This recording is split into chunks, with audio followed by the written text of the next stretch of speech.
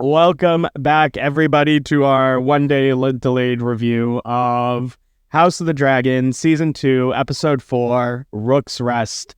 There will be spoilers in this discussion, so, depending on how much of a deal that is for you, make a decision, drop a like, subscribe, and then leave. And then you can come back and watch it if you care about spoilers after you've read Fire and Blood. But we are going to talk about this episode because this episode might have been the best of season 2 so far, and I've heard some people say that it might be the best of the show in general. It's actually the highest rated episode on Rotten Tomatoes or something. I don't know. I forgot what it's rated at, but it's like the same rating as Blackwater, which I think is kind of crazy, but it's up there. It's considered the best House of the Dragon episode. Okay. What did you think? Really, because I think there's been so much lead up and waiting and pretense that finally something happens, something very solid and bloody. And no, I don't want, I didn't want Rhaenys to die, but finally there's action, and like after so much suspense, I feel like there's finally a payoff. Yeah, it was nice to see something fall into place, although unfortunately it didn't go the way that we want because we're Team Black on this show. And with everybody else, as they should be. Yeah. Throw Team Black away. So, this was kind of a rough one for us, but let's first start, we'll get to Rhaenys' death, we'll get to the battle itself, but we actually start the episode with Daemon and Harrenhal where we left off, and Daemon's going through it. Okay, he is not. Yeah. Okay. He's paranoid at this point, completely paranoid, which I don't think he'd suffered from before. Yeah, I feel like, Daemon's always been kind of weird, but I always go back to the whole, the Targaryens, you flip a coin, and I feel like Daemon's coin is landed. This man is going crazy. But is it nuts going crazy, or is it the castle making him crazy? Okay, here is my theory, okay? Because the way that Alice Rivers was talking about it, it can make you go crazy a little bit. Is she doing something to his food? Is she doing something to his drink, hallucinogenics? What's happening here? Because... yeah. Alice is making a potion, right? Yeah. Did he drink that? Did maybe he drank it without knowing he drank it, or she offered it to him and he drank it? I don't know what happened. I think it cuts away before we get a clear answer on that. But if he did drink it, it did not help him because he just keeps hallucinating this entire time. The first hallucination is with young Rhaenyra, who I'm surprised that he cut off her head. Why? Because it's a dream. Yes, but these are very vivid dreams to him. And so I don't know. I don't know if I could do that. To somebody I love, to see it's interesting that in that moment his instinct was, I'm going to cut off the head. No, I view Daemon as a child. I think he's a very childish person. And I think that he wanted her to stop talking, and his fastest method to doing that was chopping off her head, which, then proceeded not to work. Do you see any of the behind the scenes about how they did it? How they did the prosthetic? This isn't even the most impressive time a head's gotten chopped off. But I didn't see the body. But the way that they made her eyes move still. Really? Her eyes moved because they darted back to him and he started, it was creepy. Oh, really? It was creepy watching it. Daemon's just not doing well. But that whole conversation between the two of them where it's just you made me and now you want to destroy me kind of thing was really interesting, because these thoughts that are coming, these words that are coming out of Rhaenyra's mouth are his thoughts. It's not Rhaenyra is speaking to him through some kind of psychic link. This is what he's actually thinking about. It's a reflection of what he's thinking about. And it just kind of leads me more and more to believe that if push came to shove, Daemon would act against Rhaenyra. It's not like the love is too strong there that he wouldn't. And I think the fact that he wants to overthrow her is haunting him. And then he's not happy with himself that he's about to overthrow her or really wants to. Like, he knows where his loyalty should be. And the strange, like, I don't know what that means, because like when he wakes up, he has the blood on his hand, and then he like does like one of these with his hands, and then it's like all gone. So it's I think it was a hallucination. Whatever it's called. Yeah, I mean, it was clearly a hallucination, but I'm wondering what that's supposed to reflect, like this blood on his hands. But he doesn't even have time to like really think about it, because he gets informed of Kristen Cole making more moves in the river, or no, he's in the Crownlands right now, right? He's in Harrenhal. No, and Kristen Cole is in the Crownlands, right? Yeah. Yeah, so he's like getting told that Kristen Cole is making all these moves in the Crownlands, and he's starting to make his run, or he's starting to make his push towards the Riverlands. Right. And so Daemon goes and he meets with the grandson of Lord Tully. And what did you think about that whole interaction? Because that was brutal. Daemon is so... So I thought it was funny, and I know that's bad because like it was not meant to be funny. Like, he's obviously very cutthroat and looking for assets. But mostly I just thought it was funny, just because the poor little boy loves his granddaddy, you know? But there's like no time for love. Like, I don't know what you thought. You hated Daemon, right? Yeah, I did not like this episode for Daemon, but this conflict though doesn't make sense. This controversy over the Tullys, it doesn't make sense to me, because like, yeah, Daemon makes that joke, have you considered smothering him, all of that stuff. But it's like, why would they even need to do that? Are you telling me that this grandson can't like make a claim where it's just like, look at my grandpa, he cannot rule. Like, right. Can I not make decisions for him in his place as his heir? Like, I feel like this should already be something that's like this doesn't feel like a real problem, and they're making it to be a real problem, because like Ned wasn't even dead when Robb took over Winterfell, when they left King's Landing, right? And then when Ned does get killed and Robb leads the war front, they just leave Winterfell and all the decisions in Bran's hands. So it's like, I feel like this shouldn't really be a problem. There's no way people in his council or whatever believe that Lord Tully is like fit to serve. So like, why not at this point just start deferring to the grandson? I mean, I feel like the Starks maybe are just more competent than the Tullys. I mean, last episode, you spent the half an episode roasting the Tullys. Tullys are dumb. Yeah, so maybe that's just our answer there. The Tullys are dumb. They haven't assigned anyone to rule while this guy is dying. And I don't know if it's love or being an idiot, but because it's not even just like at the Lord level. Like, Alicent literally says later, when your father was like withering away, I held the country together with the hand. So it's like everyone seems to understand that there is a progress when the man is no longer competent enough to rule, and yet, but these aren't the Tullys aren't doing it. You know, it's that family duty honor nonsense. No one has time for it. But we also meet Alice Rivers more. We get to know her, and she names.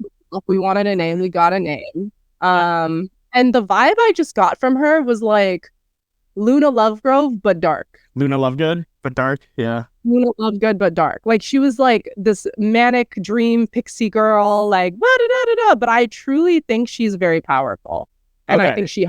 So, spoiler for the book, like 5, 4, 3, 2, 1. But yeah, her vibe totally makes sense why Aemon is into her. Like, what? Because Aemon's into Helena, who's like... Because they're both weirdos. Because they're both strange. Like, they're both so strange that it's like everything about this eventual relationship that's gonna... I'm actually really interested, because I kind of forgot how this plays out in the books. But like... Yeah.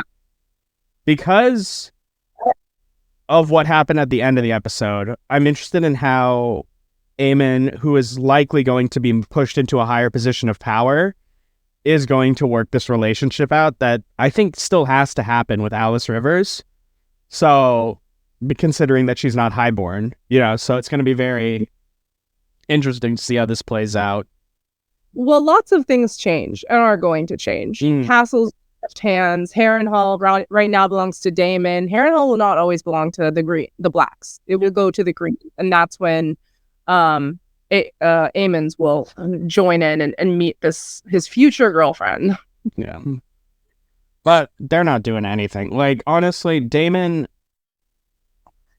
They nerfed him. The thing that really frustrates me with Daemon this episode is that since Viserys' death that he blamed the High Towers for, he has been itching for a fight.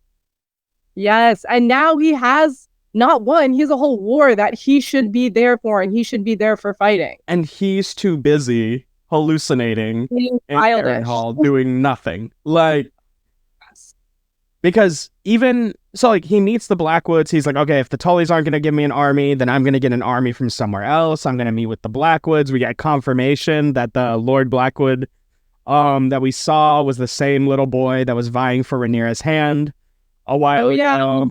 Yeah. But he can't even do that. Like, he can't even have that negotiation. He can't even have that, like, organizational leadership thing that Daemon should be doing, because he's too busy hallucinating, and he sees his dead wife, Laena. Yeah. Which I don't know what that's supposed to symbolize. I don't know why in that moment he's going crazy. I just think it symbolizes that he's starting to lose his head. And I mean, Aemond even points this out on the small council. He's like, let Daemon sit in Harrenhal and wither. Let him take this piece off the board. It doesn't matter because it's not worth anything. Because in terms of, like, a raw combatant, Daemon is probably as good with the sword as Aemond is. Like, they are supposed to be, like, these mirrors of each other. So, and I'm still excited for them to go up against each other. I'm excited to see. Because Daemon would have been very useful on the battlefield if he had actually gotten there. Him and Caraxes. I think the problem is that Rhaenyra was being so cautious that Daemon never really got his chance to, go out in the battlefield yet. And that's what I wanted to see from him this whole time. He's like, I've been excited to see him on the battlefield. And now that time has come, he's over there in Harrenhal debating, should I still even be with Rhaenyra? Shouldn't I be my own? Because in whatever episode that was in season 1 where he was fighting the crab feeder, the crab snatcher, whatever it was, when he was just, like, cutting through those guys, like, looking like an anime character. He was too good. Yeah. And I do think he'll go back to Rhaenyra, and I think he's going to kick some ass. And I just really hope that comes sooner rather than later, because I don't know what he's doing putzing around Harrenhal. But he needs to do something because he's tripping. But other characters that are going through a time, we cut back to King's Landing, and we see Alicent alone in her chambers or whatever, and the Grand Maester comes with some tea. The Grand Maester's got to know that that's for Alicent, right? He's not believing the story. No, I don't think so, because Aegon, like, raped a bunch of women, and I think Alicent brews tea for all of them. But do you think in that moment, like, when she's just like, oh, there's this girl that needs it, like, do you think that the Grand Maester doesn't have any suspicion that it's for Alicent herself? Maybe some, but I don't think he would come out against it. But I do think this is not I don't think this is out of the ordinary for Alicent to order moon tea, because I think she's doing it to a lot of other women, not just herself. Yeah. Well, she drinks it, which implies that she was pregnant. Yeah, it implies that she was pregnant with Kristen Cole's kid. Yeah. Which, disappointing. Can't have that. Which I wonder if she could. Obviously, she couldn't have the child because everybody would know about her affair. Or I guess it's not an affair. I don't know. Their relationship is so messy. Yeah, I don't think she would have kept it, even if she could have. Actually, No, go ahead. I don't think it would happen, but is Kristen Cole now considered highborn enough to marry Alicent? Or would there still have been... Is there still, like, Westerosi culture would still get in the way of that? So I think the main problem with Kristen Cole is that he doesn't have connections. Yes, he's high up there, but he doesn't come from a house worthy of connections. I mean, he's also a gold cloak, so like he can't technically. But exactly. So but that's like the one. I was wondering, like, if someone of his status, right, had just a standard knight, but had ascended to Hand of the King status, would he then be a high enough royalty level to marry someone in a royal family? But because I think it's all about family. Because like obviously in America we like love the self-made man or whatever. In Westerosi society, they don't want someone that's lowborn. It doesn't matter how hard they work or how high they've risen. Mm-hmm. They want someone with an old family that has a connection, and Kristen Cole doesn't have that. Yeah. But then she drinks the tea and she leaves the cup out. Oh my god, dude! I was so upset when Lars came in there. First of all, Allison, why are you just letting people walk into your room? What is happening here? Lock the door. Without double checking. Maybe she thought it was Helena. I don't know. Also, who's on duty? Who's on guard duty? Like, isn't she supposed to have a Kingsguard at her door? She was like, yes, come in, without even checking to see who it is. Yeah, just tripping. Like, and Loras is going to definitely utilize that information later. Like, that's not... Loras already knows too much for his own good. And he's not a fan of Kristen Cole either, so, like, this is going to be used, because I don't think he knows yet. Or I think he doesn't like Kristen Cole. Mm-hmm. And I think that he wants to be Hand of the King. And I think that had Aegon come back normally, like had he done what he was supposed to do and not gone to war, I think the information of Kristen Cole is banging your mom might make him a little bit more hesitant to keep Kristen Cole in power and maybe let Loras rise up.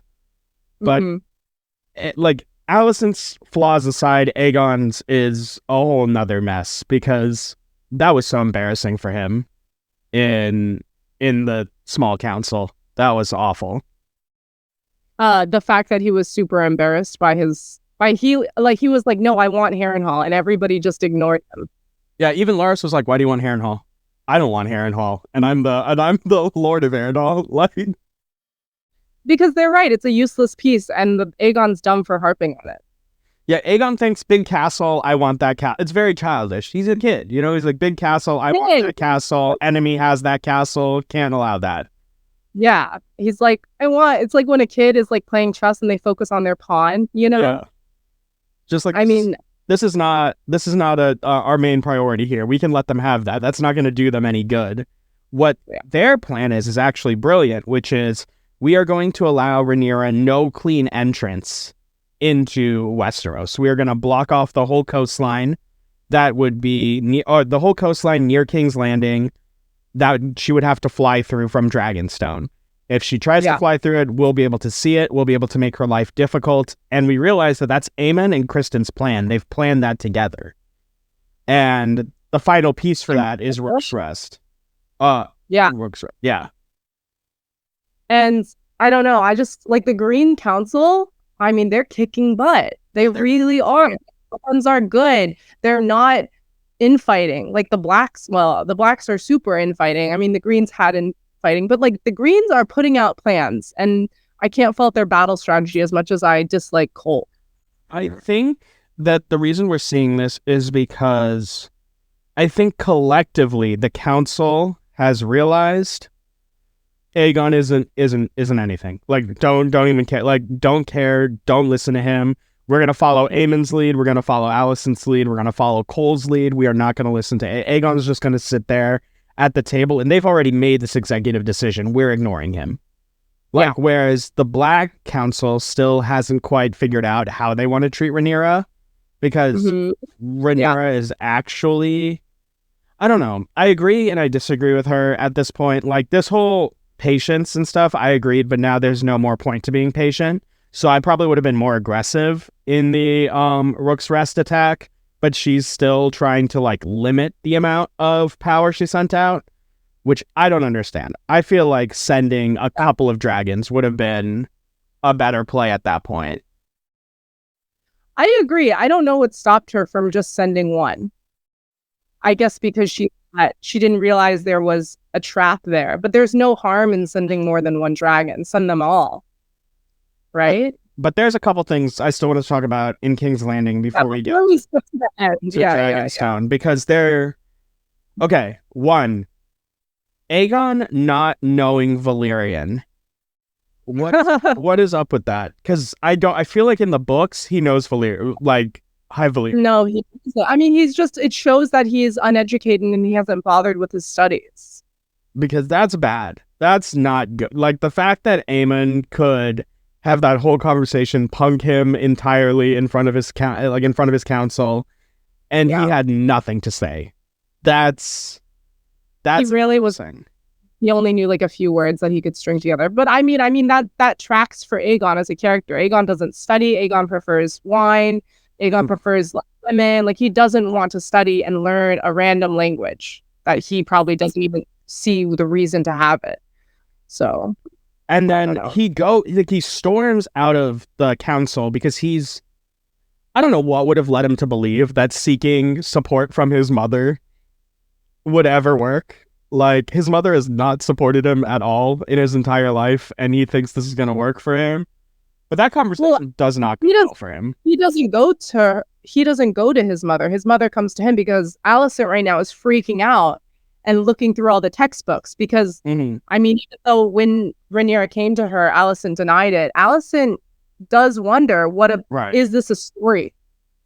Rhaenyra might have been right, and I'm wrong. And I think that's digging in her brain right now. She's freaking out, and she's looking through the old textbooks to figure out, was Rhaenyra right? Right, because she's just like, where's your father's books? And then, like, I removed them. And then just immediately she goes on the attack to chastise him. You didn't consider that there might be information in that book, those books that could be useful. And then even Aegon's kind of put off a little bit. He's like, I just removed them from the room. Like, they're still here, you know? And then they start talking or whatever, and Aegon's like, oh, you know, no one on the council listens to me. And Alicent's just like, why should they? You're an idiot. Like, just brutal conversation.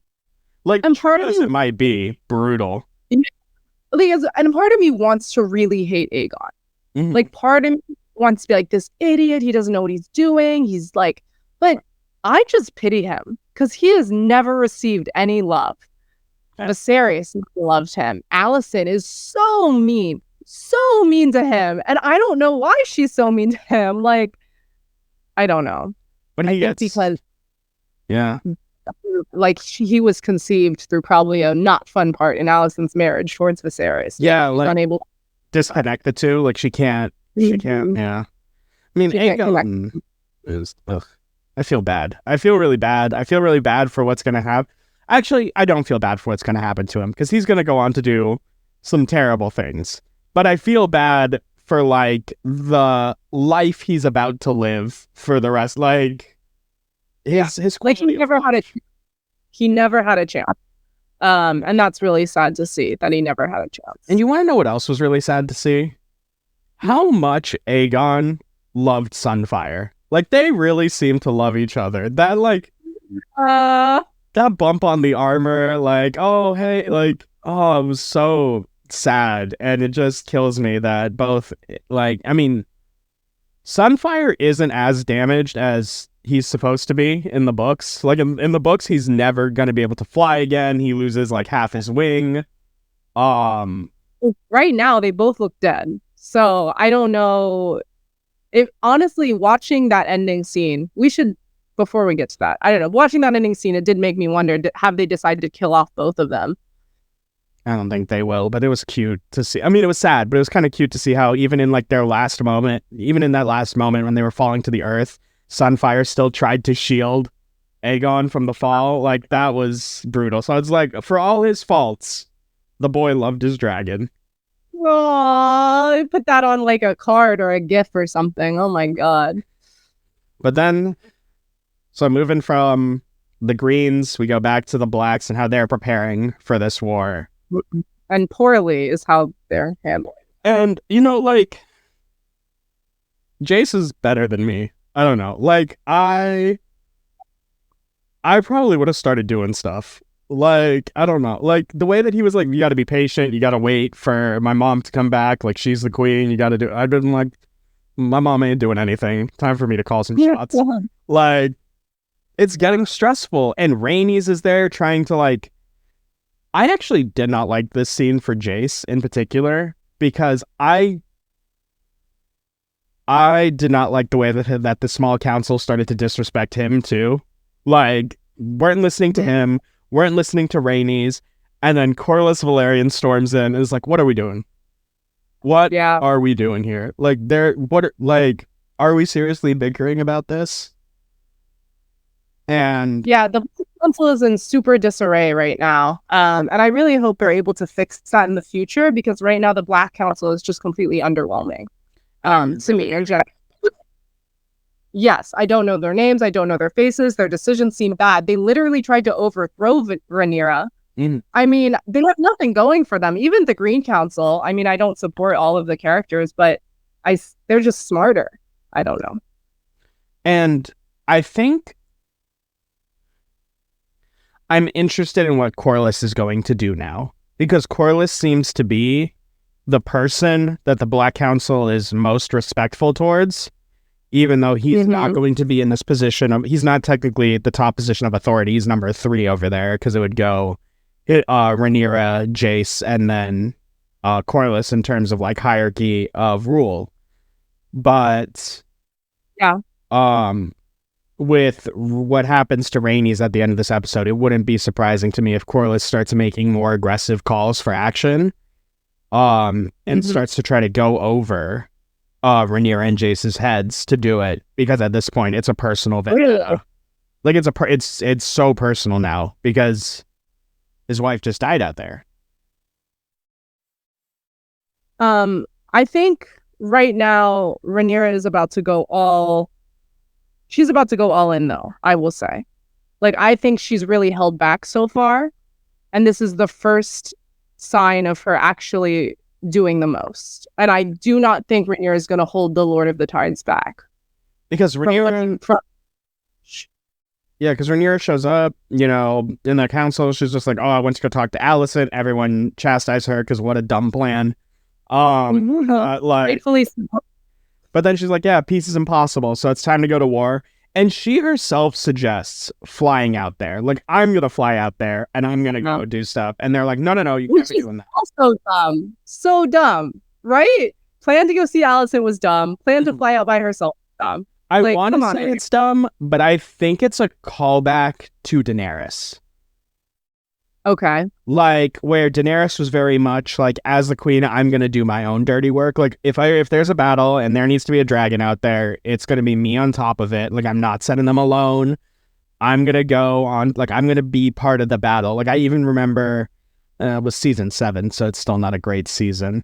But where Tyrion has a very similar conversation with Daenerys as the council has with Rhaenyra, where it's just like, if we lose you, we lose everything. Like, there's no point.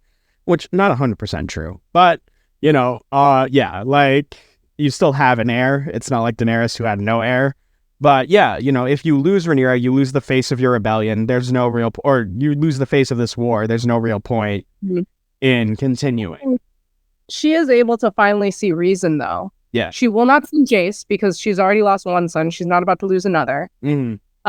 But she does need to send someone competent. She needs to send someone powerful, someone who can get things done. And by that, she decides with Rhaenys, which I think is a decision. I think out of everybody, Rhaenys would be the best one to go. And speaking of sad, Rhaenys's, when she patted her dragon, I can't remember her dragon's name. Meleys. To war again, old girl. Now that was sad. That one was bad. I was like, oh, she's cooked. I know. That scene was just, ugh. Like, Aegon's was sad. Rhaenys was tragic. I don't know.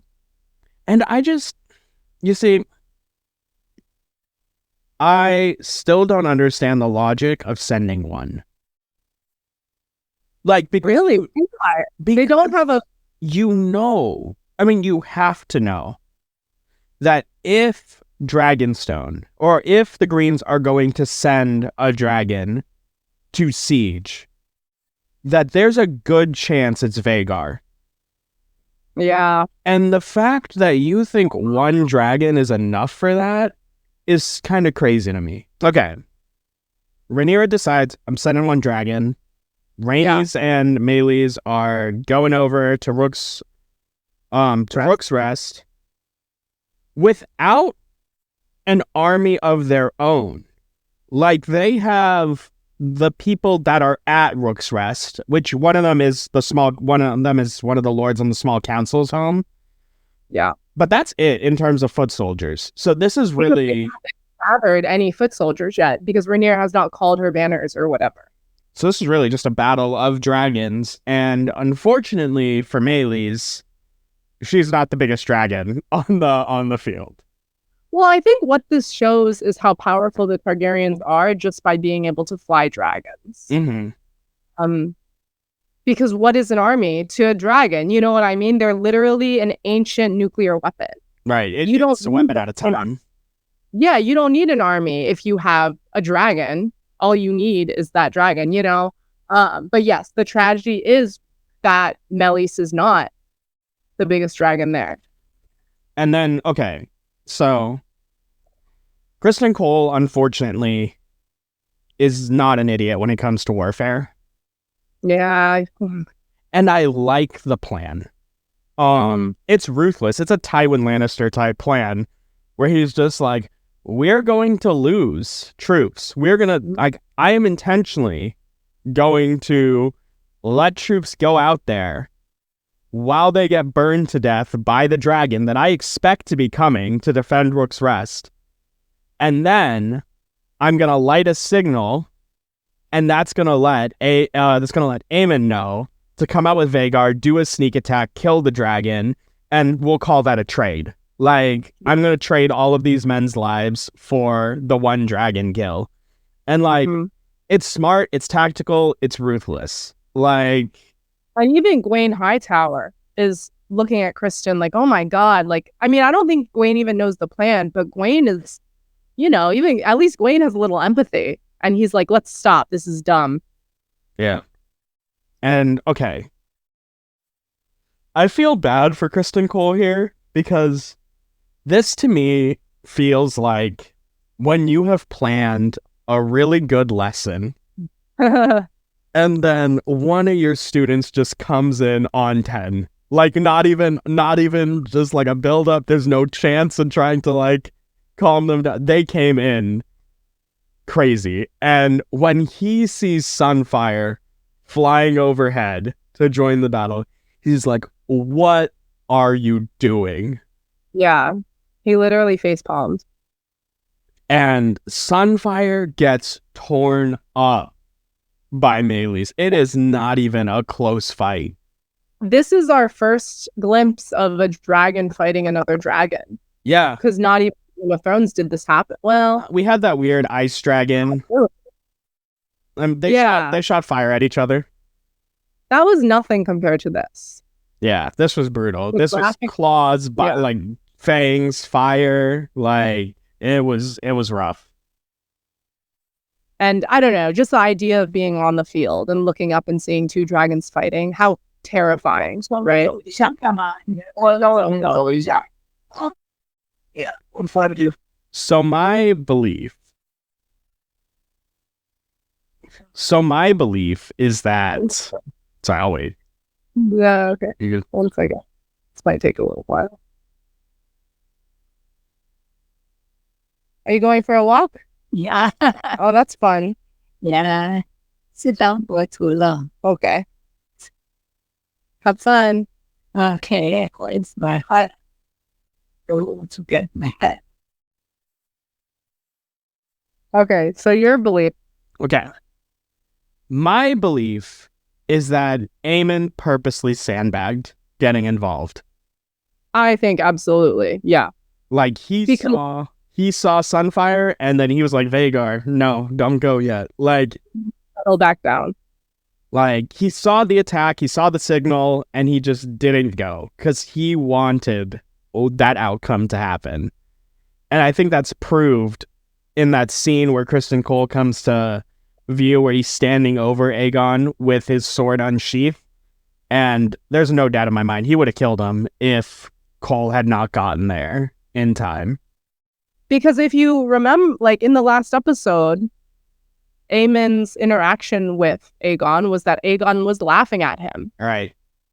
His one peaceful place did happen, which happened to be in a brothel with a prostitute. Like, his one happy place where he didn't feel tortured, where he felt not on edge. I mean, Aegon just laughs at him and makes it a whole laughing stock. I mean, and he wants his revenge, you know? So I think he really was going to kill Aegon, and I think he did kill Aegon by not flying and by having his dragon go to rest. Hell of a way to get his jet back, too. That Dracarys was nasty when they were, like, entangled. And he was like, Aegon was like, yeah, woo, he's coming to say, oh, no. Like, just how quickly it turned for him. But this gets to, like, the worst part of the episode for me. Well, I mean, before we talk about Rhaenys, I just feel like tactically it was dumb for Aemon to not hold his fire. Because now the Greens are down a dragon. I mean, yes, they're down a king, but now they're down a dragon. Sunfire could have done more things in battle, and I think Aemon has crippled them. But isn't the issue that Sunfire can only bond once, and he bonded to Aegon? So, like, if Aegon's out of the picture, Sunfire's just worthless? No, because Vhagar, even he found somebody. Now Aemon. So it's not about, like, I don't know. You shouldn't just immolate another dragon like that, because it's tactical to have as many as you can. But maybe he thought that just, like, Sunfire was cooked anyway with those damages that he took from melees. Like, there was no point. Rhaenys really took him one. Yeah. But okay, most frustrating part of the episode. What did you think about Rhaenys going back twice? She spun twice. I thought the first one was really beautiful, and you really had that strong moment. And I thought it captured that perfectly. I don't know why they had a second. I don't know why they needed that. Because the first one was effective. She burned a lot of the men on the field. You know, possibly killed Gwaine. Like, effective. I'm team Gwaine is still alive. But I would have really... Because okay, this is the issue. Is that when I consider what Rhaenys knows, it bothers me. It's not like Rhaenys doesn't know where Daemon is. Like, that you know where he is? Yeah, she knows she's at Harrenhal. They talk about it in the small council. Oh, okay. Like, not Vermithor, Vhagar, like, make it look like you're trying to escape towards Harrenhal. Daemon gets on Caraxes, the two of you go kill him. Like, it bothers me that I was like, what did you think? That Vhagar just disappeared? You know, like, I don't know. It really bothers me. I think Rhaenys is the smartest person on that council. And I think Rhaenys has proven herself to be the smartest time and time again. I think her deciding to do this and her decision was a way of her killing herself. Because remember, she had the moment with Alan when she realized that Alan was the bastard son of her husband, the Lord of Tides, Lord Corlys. And I think she realizes she doesn't really have a place in the world anymore. Her son, she thinks... She has two legit grandkids. She has Baela and Rhaena. Like... Yeah. It's too early to just quit. But clearly it's not for her. I think Baela, Rhaena, the possible kids that Jace and Baela will have, the possible kids that Rhaena might have. Like, there's still hope. Like, yeah, granted, you know, you found out your husband was cheating on you or whatever, but she didn't even seem that broken up about it. Like, even she was... I mean, she was just like, you should very cry. But she was just like, you should be, like, put in a higher... Like, he even tells, like, Corlys, like, he shouldn't just be sitting here like this. He should be moved to a higher status. Like she was even arguing to legitimize him, which Catelyn Stark could never. I don't think she was doing that. But I think she was thinking he should be raised a little higher. But I mean, she cradles his like cheek and is like, "Your mother must have been very beautiful." Remember? I think that's he said your father must be very comely. So he's talking about father or mother. I can't remember. No, his father. She's talking about mother, and I'll put money on it. Okay, we'll have to go back and find out. 1 second. What?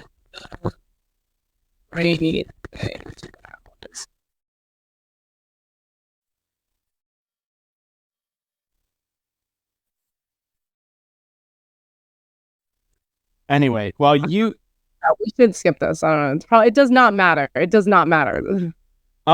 Anyway, I still think she definitely has something to live for. So I think that this was a dumb move if this was a suicide. It doesn't matter if you think she has something to live for. It matters whether the writers and Rhaenys think she has something. I just don't think this was supposed to be a suicide attempt. I think that this was her, I don't know, like almost like not suicidal, but like not actively trying to live. Like very much it is what is kind of approach. Which is exactly the approach you want when it comes to war, right? I guess. Because so Vhagar does the sneak attack, because God forbid Vhagar win a legit 1v1, and bites Meleys's neck, and just, that was brutal. Watching the life leave Meleys's body, watching the life leave her eyes, as she looks back at Rhaenys, which, like, I thought Vermithor doing the sneak attack kind of cheapened the moment. I thought Vhagar doing the sneak attack cheapened the moment. This was supposed to be Rhaenys' Meleys's moment where they choose to go into battle and they choose to die. And by not making it, I guess they kind of made it a choice by having her fly back around. But I think they should have. I thought the sneak attack was a little bit lame. You know what? I've thought about it now for like 30 seconds, and here's my theory. Okay, here's my new theory. 30 seconds. All right. Okay.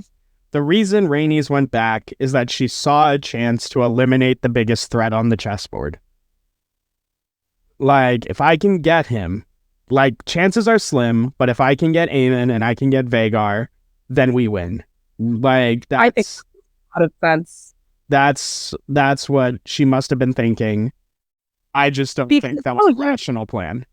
You're totally right, because she had eliminated Aegon, or at least she thought she had. So that's one chess piece off the board. The king is literally, now get rid of Aemon, get rid of Vhagar. Mm-hmm. I mean, Helena would rule? Yeah. Maybe? I mean, the bigger problem is Vhagar. Like, if they can get rid of Vhagar, they win. Because then they can siege King's Landing. They don't have a dragon defense anymore, big enough to defend it. But I did see something on Twitter that just broke my heart, which is that Vhagar used to belong to who?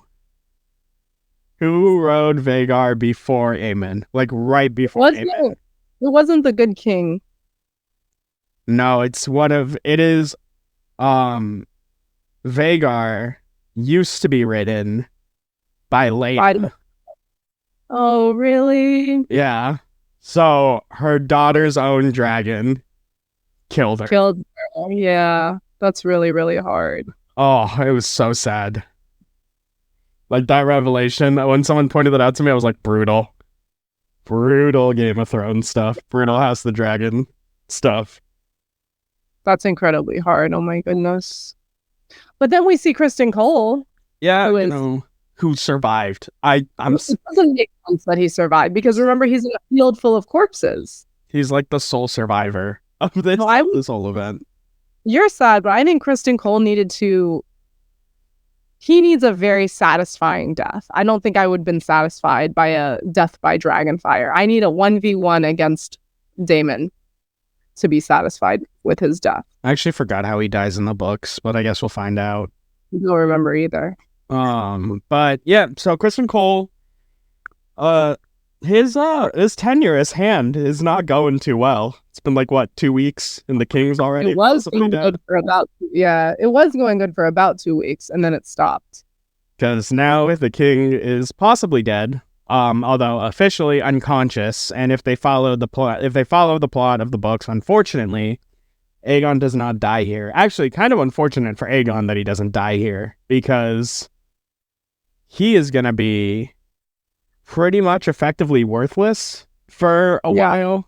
Like, I remember it's like... Ever.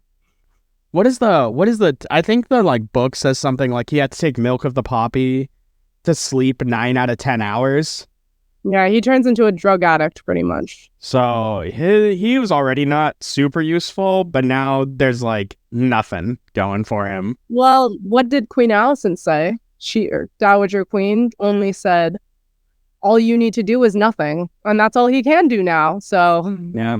And so I think, if I remember correctly, this is what's going to put Aemon as regent to like rule in his brother's stead. Yeah. In the books, though, he is ruling as a regent for his nephew, right? The one that survives. Not Jaehaerys, but Maegor, whoever the one that Blood and Sheaves didn't kill. I forgot what his name is. Oh, Aegon. No, Jaehaera. Oh, Maelor. Sorry. Maelor. There we go. Yeah, he's ruling in the stead of Maelor because Maelor's an infant. So, like... I think he's supposed to take over. Interesting that, well, actually not that interesting that Helena's not considered because Helena's cracked. So, like... Well, I totally forgot that Alicent has a third son. He's at Old Town. Oh, right. Yeah, remember the random fourth son we've never ever met before? Yeah. Maybe once we've met, I don't know. Yeah, worthless. Whatever. Like, he does exist. Apparently he's a cool guy. He just is in Old Town.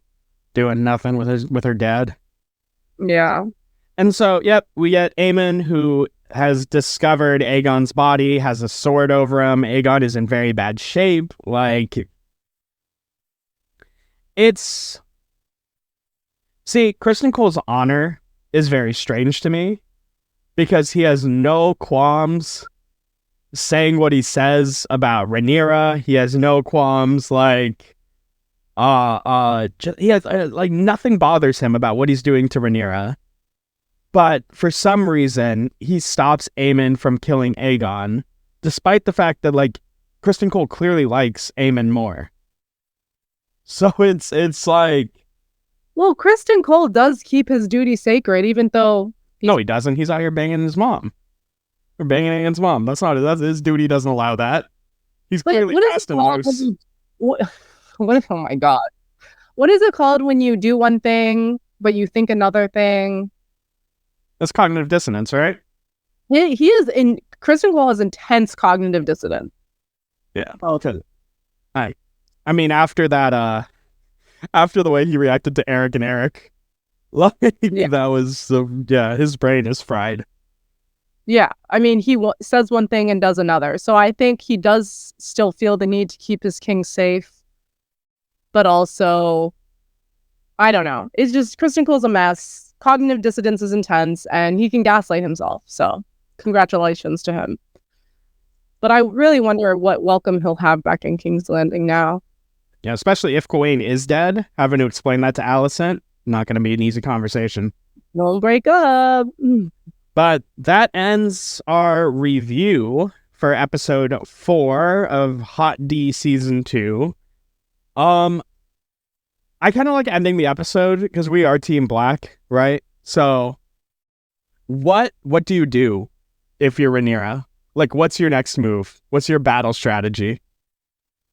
Oh, God. She's in a really hard spot right now.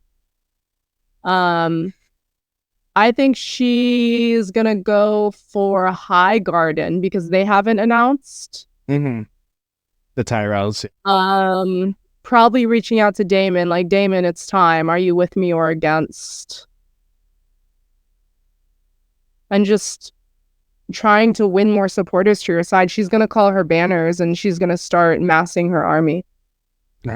See, I'm thinking that she needs to get herself to the mainland. I think that fighting from Dragonstone is not going to be super effective for her.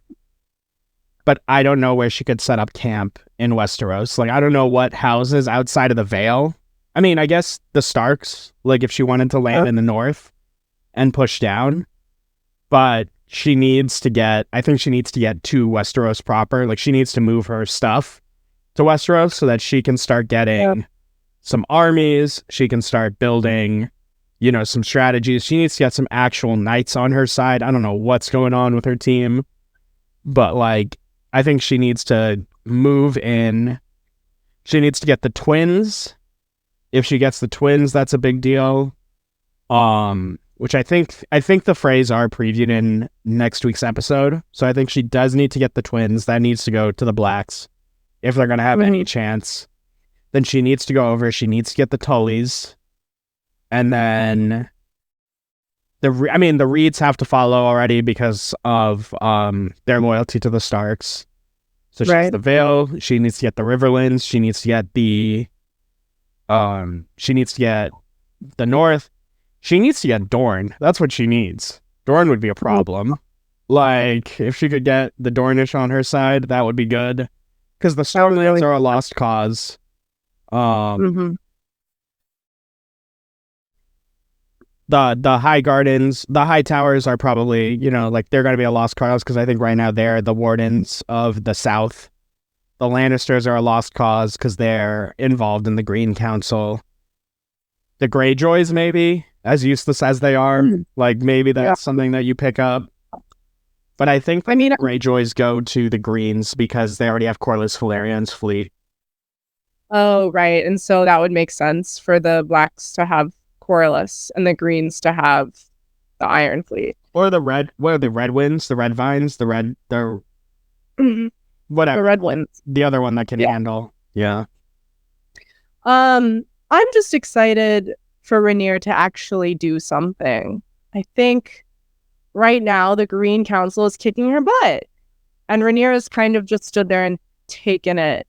Either not because, as she points out, not because she's weak, but because she doesn't want to plunge the realm into war. But I mean, at this point, it's too late. And it's time to plunge that world. It's time to plunge, girl. Let's get your plumber. Like, let's get your. I don't know. So I'm just excited to see anything from her. But with that, we're excited for next week. And, looking forward to how the next 4 episodes will go. I think this season's only 8 episodes, which kind of sucks. You're kidding me. Oh. Yeah. But, looking forward to seeing how season 2 will end. The book is not that... I mean, the book is long, but the book is not, like, multi-season long. So I don't know how many more seasons of this show we're going to get. Oh, I think a lot. You think a lot? I think we're going to be done at 4. Well, here's the deal. They have a whole post-war thing. Do you think they're going to do that, or do you think they're going to epilogue us? Oh, I think we're gonna have a long epilogue where the Starks come in and there's a lot of women rulers because all the men have died. I mean, they could honestly keep this going a long time because the histories go until the histories go on. So they don't even have to keep it at the Dance of Dragons. They could extend it even farther. I don't think they're gonna do that, but there's gonna be a long epilogue for sure. But anyway, those were our thoughts on episode 4. If you enjoyed, please be sure to like and subscribe. My Twitter is down below, so go ahead and follow me there. Caroline, anything you'd like to plug? As usual, I'm going to give you the opportunity. I will never follow you on Twitter, Jared. Okay, thank you. All right, and until next week, have a great rest of your day. Peace.